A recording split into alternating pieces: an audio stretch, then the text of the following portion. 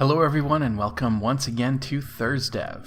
I'm your host Luke, and today I wanted to talk a little bit about a sort of best practice in game development, and honestly really any collaborative project, that frequently falls by the wayside in the confusion and chaos of game development that deserves to be restated from time to time lest we forget to do so.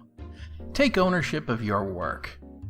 This will probably sound like a no-brainer to everyone, so I apologize that I'm devoting an entire episode to something that seems like common sense and is fairly mundane, but there's a complex component to this practice that is sort of born of the concept of a production pipeline and how for each feature there are a number of people that are involved.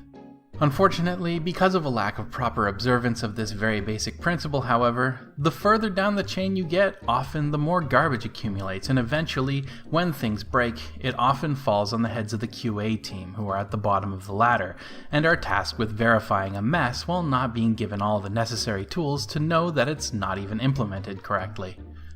As you'll be aware, as per the video we did recently about the production pipeline, most features travel down through many, if not all, disciplines on the way to implementation.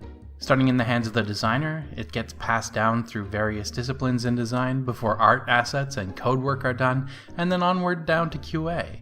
This means that for everything that's designed in a game, it's touched, and in some cases altered, by multiple different people before it's completed. With the proper amount of due diligence in the design process, changes can be smaller or greater depending on the granularity, specificity, and completeness of the design, but even the most well thought out design can still be subject to a feature implementation getting caught in the game of telephone that happens when it goes through a number of different people. Due to the inherent hecticness of game development, it's common for an individual developer to complete their part of a feature and then pass it off to the next person down the chain, then completely shift their focus to the next item on their usually ever-increasing list of things to do. If everyone was always 100% on the same page about everything, then this would be a painless system, but over 5 studios and nearing 20 shipped games in my career, I've seen failures occur along this pipe many times. As a designer, perhaps even more critically than all others, though it eats into your individual work time on further design work, it's your responsibility to follow your work down the pipe as it's developed and ultimately implemented, and it's your responsibility to test your work to ensure that it's performing as you designed.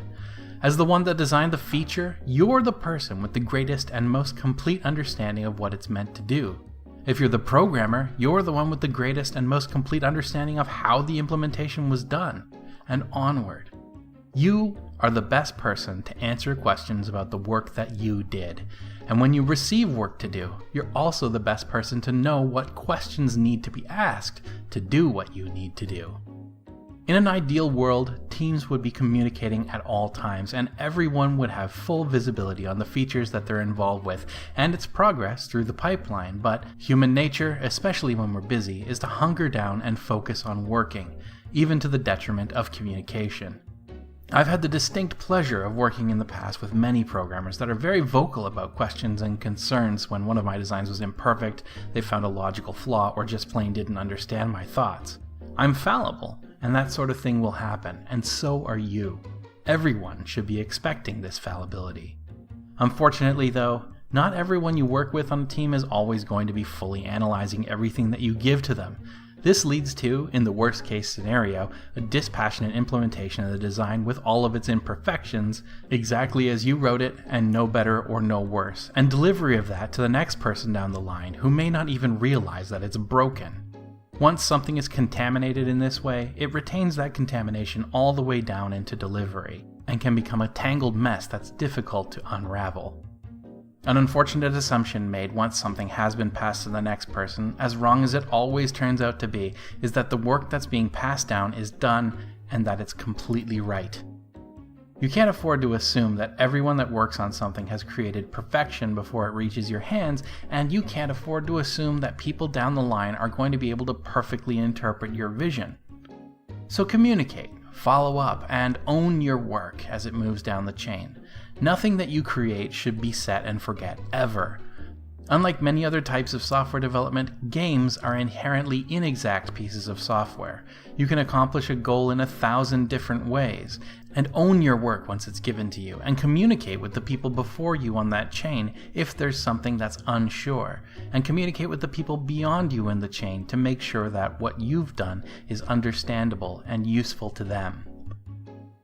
This is one of those instances where it should be abundantly clear that ego has no place in a game development studio. Yes, your design should be respected, as should a programmer's code or an artist's artwork, and each should take pride in what they do, but each and every one of these should be called out if something is wrong with it. Taking offense because someone didn't agree with your design or your art or the way you wrote your code is going to do nothing but make your product worse. I've worked under way too many studio despots to think that inflexibility is even remotely constructive. Should game development be a democracy? No. Design by committee also taints work, and not everyone can do what you do, but nothing is above scrutiny, and when you're wrong, you should be glad that someone in your studio caught it instead of a player sometime down the line. And if you notice something wrong with the work that you receive, talk to the person who did the work and raise a question or two to them. If they're adult enough to accept criticism, it'll be better for everyone involved. Ultimately, I know this is really Teamwork 101, but I find that there's a lot of people that have moved into the professional workforce who forget this simple concept and sometimes need to be reminded of it. I hope that you enjoyed today's episode of ThursDev. We're a tiny group with a tiny following, but I hope that you enjoy the content that we make, and that it might be useful to you from time to time, whether you're a green-as-can-be rookie or a seasoned game dev veteran. If you'd like to join this little collective of game creators and consumers, please consider subscribing to our channel and checking out the other content that we have to offer. If you only care about ThursDev, there's also a ThursDev playlist that you can follow to receive specifically only our ThursDev videos. Regardless of what you prefer though, I hope that I'll see you around here next time. Until then, have a good one and take care.